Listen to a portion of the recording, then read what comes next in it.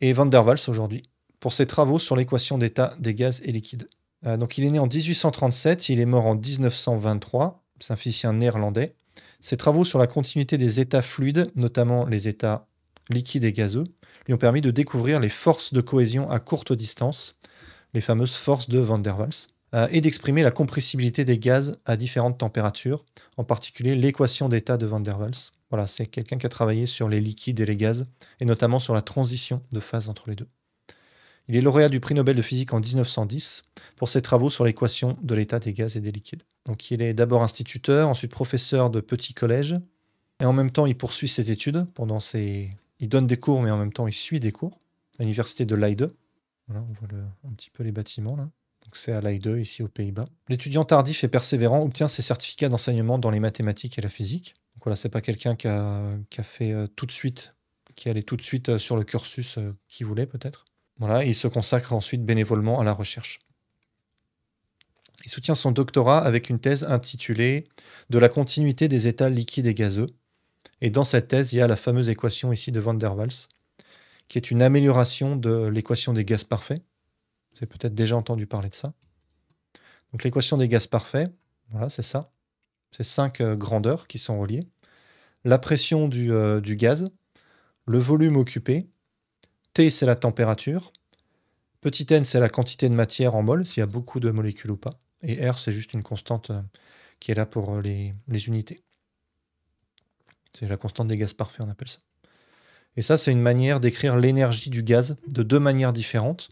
Soit vous voyez l'énergie sous forme de pression. Donc la pression, au niveau microscopique, vous avez les molécules qui viennent taper sur les parois et qui exercent une pression dessus. Et plus elles vont vite et plus elles vont taper fort, donc plus l'énergie est importante. Et l'autre terme, c'est lié à la température, c'est l'énergie thermique. Et là, microscopiquement, l'énergie thermique, c'est des molécules qui vont vite. Voilà, vous faites la moyenne des vitesses, du carré des vitesses pour être précis, mais voilà, vous regardez les vitesses des molécules. Si ces molécules vont vite, c'est qu'il fait chaud. Voilà, c'est ça un objet de température élevée. C'est un objet avec des molécules qui vibrent beaucoup, qui se déplacent rapidement. Et donc, vous imaginez bien, si les molécules vont très vite, si la température est élevée, elles vont taper beaucoup plus fort sur les parois, et donc la pression va être plus élevée. Voilà, ça, ce sont deux énergies. C'est deux manières d'écrire l'énergie différentes. Alors, la pression fois le volume est censée être égale à la quantité en mol fois la constante des gaz parfaits fois un temps donné, une température donnée. Ça, c'est la température T. Voilà, c'est ça la loi des gaz parfaits. C'est la température mesurée en Kelvin. Vous voyez, la loi est assez simple, hein, on fait juste des produits. Van der Waals, lui, il va rendre ça un petit peu plus précis. Vous avez à nouveau N fois R fois T de ce côté-là, mais vous voyez, il y a des termes en plus. Et on va expliquer un peu ça. Donc cette équation est une amélioration de l'équation des gaz parfaits, voilà. Et elle tient compte des forces intermoléculaires. Donc un gaz parfait, vous supposez qu'il n'y a pas d'interaction entre les molécules. Imaginez dans la pièce où vous êtes, là, il y a plein de molécules de diazote et de dioxygène. Si vous négligez les interactions, vous avez l'équation des gaz parfaits. Mais en pratique, il y a un peu d'interaction. Des fois, il y a des collisions. Les molécules occupent un certain volume. Et donc, ça va empêcher les autres molécules d'atteindre cette position-là. Donc, la place est déjà prise. Vous avez une enceinte et vous avez des molécules un peu partout. Et vous voyez que toutes ces petites molécules-là, elles sont effectivement petites, mais il y en a beaucoup. Et donc, au total, elles vont occuper un certain volume. Et ça fait diminuer le volume total de la paroi, de l'enceinte. Est-ce que c'est la mécanique des fluides? Non, c'est de la thermodynamique, ça. Mécanique des fluides, on s'intéresse au mouvement plutôt. Alors, il y a la statique des fluides dedans, mais ici, c'est plutôt tout ce qui est lié à la pression, à la température. Surtout si vous commencez à parler de température, c'est de la thermodynamique. Et donc, vous imaginez une molécule donnée, elle peut bouger dans toutes les directions, mais vous voyez, elle peut pas arriver prendre la place de celle-là. La place est déjà prise. Et donc, il faut enlever une certaine quantité qui dépend de la quantité. Voilà, il y a un paramètre. Bref, je ne rentre pas dans le détail, mais voilà, je rentre pas dans le détail mathématique. Et voilà, ça, là, ça vient du fait... Normalement, il y avait juste V, là. Et là, ça vient du fait que il y a déjà plein de molécules dans la pièce. Et donc, ça diminue un peu le volume total qui est accessible pour une particule. Parce qu'en vrai, les particules s'entrechoquent. Elles ne passent pas au travers l'une de l'autre. La thèse est remarquée par Maxwell et ça se propage rapidement. C'est traduit en allemand, anglais, en français. Alors, ça faisait un petit peu débat parce que on est encore. Donc, ça, ce qu'il fait, c'est voilà, 1873. À cette époque-là, l'existence des atomes, elle n'est pas encore établie. Et son équation, elle a l'air de s'interpréter avec les molécules, les atomes, etc. On a l'air de dire que un gaz, c'est plein de petits objets qui se déplacent et pas une sorte de fluide continu. Et ça, c'est lié à l'hypothèse des atomes, à l'hypothèse atomique. Et c'est pas forcément accepté par tout le monde. Donc accepter cette formule pour décrire le comportement des gaz à haute pression, c'est accréditer l'idée de forces moléculaires d'attraction qui agissent à courte portée et de répulsion, expliquant le rôle du volume d'encombrement moléculaire. Donc si vous supposez que les molécules existent, que les atomes existent, ces molécules prennent un certain volume, et donc ça peut expliquer la formule. Mais si vous pensez que les atomes n'existent pas à cette époque-là, la formule est un petit peu bizarre. Voilà, ces conceptions sont loin d'être reconnues et dérangent. Aussi, acceptées parfois par défaut comme une équation imparfaite pour reproduire les mesures observées dans la course au froid, elles relancent l'intérêt pour l'étude des gaz réels. Alors on va le voir, à la course au froid, là, les gens vont se servir de cette équation pour comprendre comment abaisser la température et par exemple faire de l'hélium liquide. Il n'empêche que l'approche de Van der Waals a été stimulante pour illustrer les phénomènes de transition de phase. Donc une transition de phase, c'est un changement d'état, par exemple du gaz vers le liquide. Donc des transitions, des phénomènes si fondamentaux pour la compréhension des états de la matière et découvrir les mécanismes responsables de la zone de stabilité, métastabilité, etc. Le physicien écossais James Dewar va s'en servir comme un guide expérimental et parvient avec succès à la liquéfaction de l'hydrogène en 1888. Et Kamerlingh Onnes va même liquéfier l'hélium en 1908. Et vous voyez, 2 ans après ça, Van der Waals a le prix Nobel. Donc là, on a vraiment de belles confirmations expérimentales de son équation. Et du coup, il a eu le prix Nobel. C'est pour ça qu'il l'a eu un peu tard. Il l'a eu 30 ans, même 40 ans après son équation. Donc il était très âgé à ce moment-là, mais il fallait attendre les confirmations expérimentales. Pour qu'il y ait changement d'état, il faut qu'il y ait changement de pression ou de température. Oui, tu peux tracer un diagramme pression-température. Tu peux tracer la pression en fonction de la température. Et tu as des lignes de changement d'état qui ressemblent à ça, comme ça. Et donc là, haute température et basse pression, c'est les gaz. Quand il fait chaud et qu'il y a très peu de pression, c'est plutôt les gaz. À l'inverse, quand il fait froid et que la pression est élevée, c'est les solides. Et entre les deux, c'est les liquides. Et donc sur un point donné, ici, j'ai une température, celle-là, une pression. Effectivement, si tu veux passer du gaz au liquide, là, hop, comme ça, il faut changer soit la température, soit la pression. Donc là, tu vois, si tu augmentes la pression d'un gaz, tu peux le liquéfier. Voilà, souvent, quand on veut transporter du gaz, de l'air, par exemple, on a tendance à augmenter la pression. Donc c'est de l'air comprimé. Et même pour tout ce qui est propane, par exemple, on augmente tellement la pression, vous voyez, je monte le point là, qu'on passe dans le liquide. Et on a des bouteilles de liquide qui après se détendent à plus basse pression et redeviennent du gaz pour l'utilisation domestique. Donc le gaz de ville, c'est ça. Le gaz dans les bouteilles, en tout cas. Le gaz de ville, je ne sais pas, mais le gaz dans les bouteilles, oui. Ok, il a eu le prix Nobel. Et il a fait aussi des travaux sur la capillarité. On en a un petit peu parlé la dernière fois. Ce diagramme change en fonction de l'espèce chimique concernée. Oui. D'ailleurs, cette pente-là, normalement, elle est comme ça. Et pour l'eau, elle est dans l'autre sens.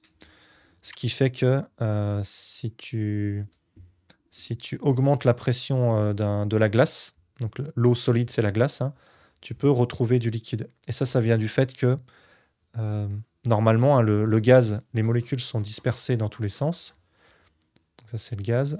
Le liquide, elles sont très rapprochées, elles glissent les unes sur les autres. Voilà, elles commencent à être comprimées, mais elles peuvent encore glisser. Et le solide, là, tu as une structure très, très régulière. Et c'est normalement le solide qui est le plus dense. Là, on voit que si je comprime le liquide, je peux fabriquer un solide, un cristal, par exemple. Et pour l'eau, c'est une espèce très, très bizarre, très spéciale. C'est l'inverse. Donc là, si j'ai l'eau liquide qui est comme ça, avec les molécules d'eau, quand je fabrique de la glace, j'ai des molécules qui sont finalement assez espacées. Vous voyez là, c'est moins dense pour la glace. C'est ce qui fait que la glace prend plus de place, plus de volume que l'eau. Et c'est ce qui fait qu'il ne faut pas mettre une bouteille en verre au congélateur, remplie d'eau, parce que l'eau va geler. Et quand elle gèle, vous voyez là, elle prend plus de place. Ça, c'est quasiment toutes les espèces chimiques se comportent comme ça. Ça, c'est le comportement normal. Mais l'eau, elle prend plus de place sous forme solide. Et donc, ça va faire péter la bouteille. Et c'est aussi responsable de l'érosion. Des fois, dans les roches, vous avez de l'eau qui s'infiltre. Il y a une baisse de température. Ça passe en dessous de zéro. L'eau, ce liquide devient de la glace. Elle se solidifie. Et ça fait péter les rochers. Parce que l'eau, sous forme de glace, prend plus de volume. Ça vient du fait que la pente, elle va vers la gauche plutôt que vers la droite. Là. Ok, puis il a travaillé avec Van 't Hoff. Van 't Hoff qui est un très grand physicien aussi, chimiste aussi, qui a eu le prix Nobel de chimie d'ailleurs, Van 't Hoff. Peut-être qu'un jour je parlerai des prix Nobel de chimie. Peut-être pas de tous, mais de ceux qui sont un peu en lien avec la physique. Donc James Dewar, hein, c'est lui qui s'occupait de la liquéfaction de l'hydrogène. Donc l'équation de Van der Waals, je ne rentre pas trop dans les détails. Il y a un terme en plus ici qui vient des forces de Van der Waals. Ça, c'est quelque chose qu'on étudie dans les premières années après le bac. Donc il y a 3 termes. Vous voyez, c'est une grosse formule. Hein, pareil, je ne détaille pas. Il y a un terme de Kissom, Debye et London. Donc c'est 3 scientifiques qui ont travaillé qui ont expliqué ces 3 termes. Et le tout, on appelle ça les forces de Van der Waals. Et c'est des forces entre dipôles. Donc quand vous avez une molécule, vous considérez une molécule, par exemple une molécule d'eau. Vous avez un hydrogène, un oxygène et un autre hydrogène. Ici, vous avez des doublets d'électrons. L'oxygène, il a tendance... Donc, une liaison chimique, là, ce trait, entre l'hydrogène et l'oxygène, c'est 2 électrons qui sont échangés.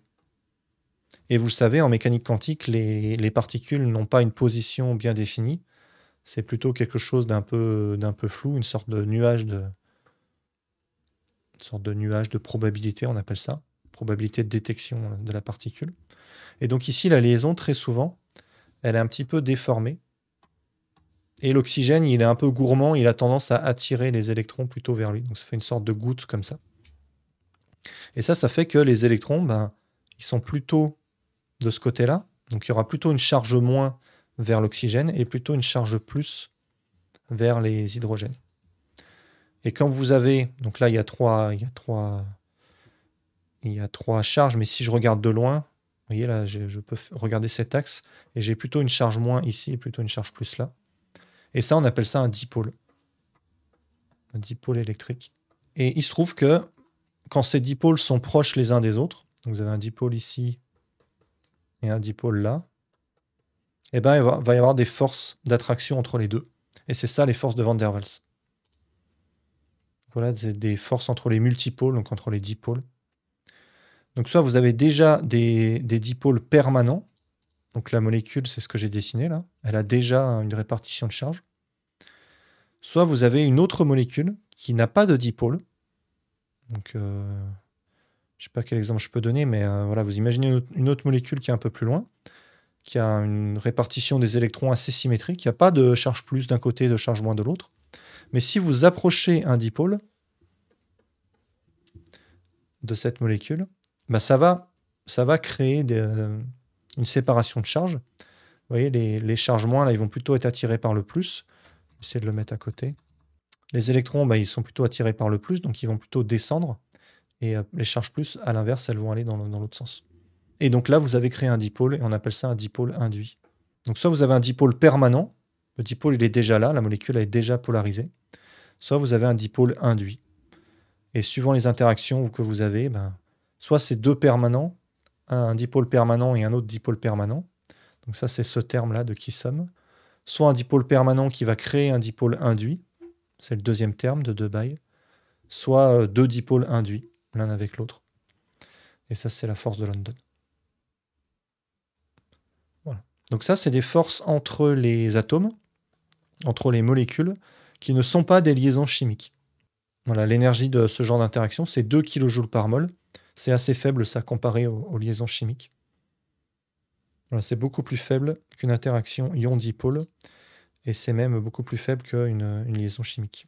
Voilà, et c'est lié à des théories physiques assez poussées, assez modernes, l'électrodynamique quantique, et aux forces de Casimir. Donc rien à voir avec le bonhomme orange, hein. Je crois que c'est un physicien hollandais aussi, Hendrik Casimir. Donc ça, c'est plus récent, hein. Vous voyez, il a vécu au XXe siècle. Et l'effet Casimir, je ne sais pas si vous en avez entendu parler. Quand vous mettez deux plaques très proches l'une à côté de l'autre, vous avez une attraction, même s'il y a du vide. Et ça vient des fluctuations du vide. Donc vous savez, en mécanique quantique, même l'état du vide a une certaine énergie. Vous pouvez avoir vous voyez ici, vous pouvez avoir des vibrations. Et typiquement, la manière d'introduire un peu la mécanique quantique, c'est de dire que si vous faites l'analogie avec une corde vibrante, vous avez une corde de guitare, cette corde, elle peut vibrer sur le mode numéro 1, comme ça, ou sur le mode numéro 2, voilà, ou sur le mode numéro 3, etc., etc. Et les énergies associées à un système quantique, ça fait un petit peu la même chose. Vous avez une quantification comme ça. Vous avez l'énergie numéro 1, numéro 2, numéro 3. Et vous n'avez pas l'énergie 1,5, ça n'a aucun sens. Et il se trouve que ça peut s'établir entre deux plaques. Et vous voyez qu'il peut y avoir toutes les ondes que vous voulez à l'extérieur, mais à l'intérieur, vous allez sélectionner seulement celles qui ont pile la bonne longueur d'onde. Et donc, il y en a moins. Et donc, il y a moins d'énergie ici. Et donc, moins de pression. Ici, il y a moins de pression. Il y a moins de photons qui peuvent apparaître, en fait, si vous regardez le champ électromagnétique. Et donc, il y a plus de photons à l'extérieur qu'à l'intérieur. Et donc, ça va pousser les plaques les unes contre l'autre. Vous avez un peu une image de ça. C'est difficile de représenter. Vu que c'est de la mécanique quantique, on n'a pas de représentation spatiale. Et ça, c'est lié aux forces de Van der Waals. Voilà. Je ne rentre pas trop dans les détails. Je parlerai sûrement de l'effet Casimir sur Livre et Science, je pense. Voilà pour la Wikibalade.